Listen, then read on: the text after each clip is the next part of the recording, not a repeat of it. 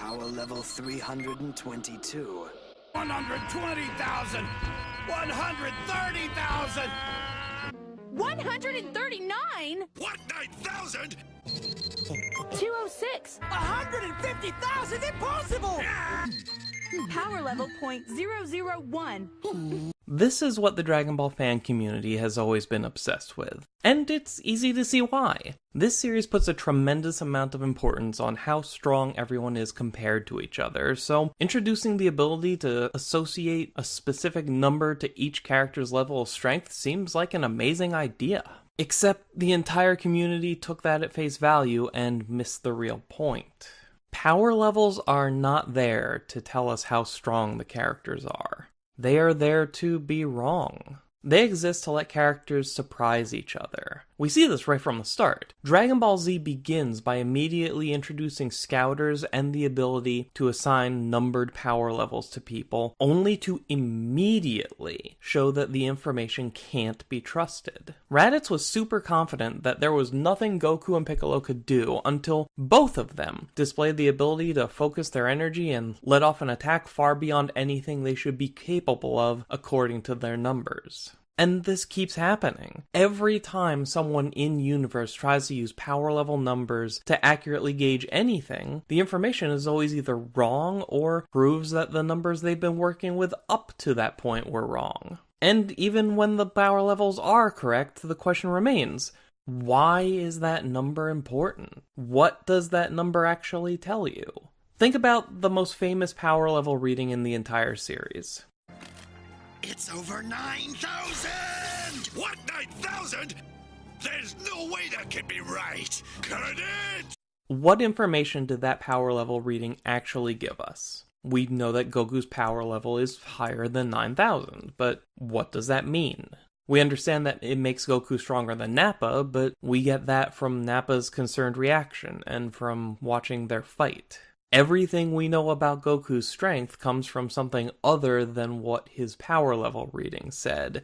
That 9,000 could have been replaced with basically any other number and the results would have been the same. Or it could have been removed entirely, and we still would have learned exactly as much about Goku's strength. 9,000 had no significance, which is reinforced by the fact that the number is 8,000 in the manga, so yeah, you can swap out the numbers and it makes no difference at all.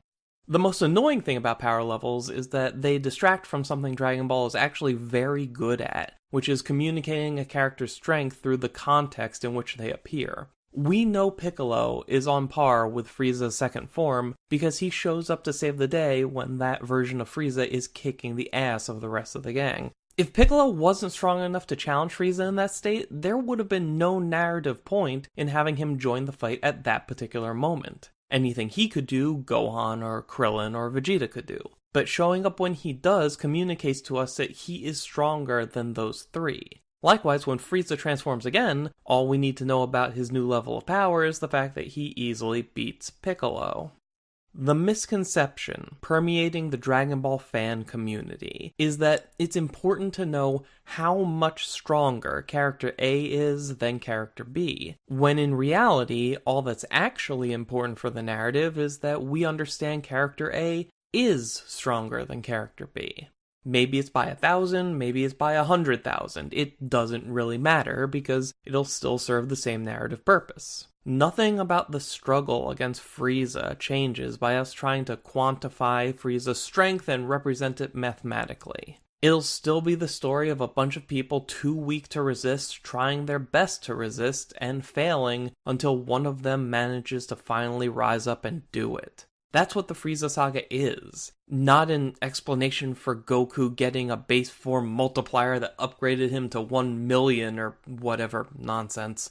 There's a reason that the Scouters and power level numbers all but disappeared from the series by the time Super Saiyan came around. And part of that's because Super Saiyan represented the series moving away from numbers in favor of a much more clear indicator of strength.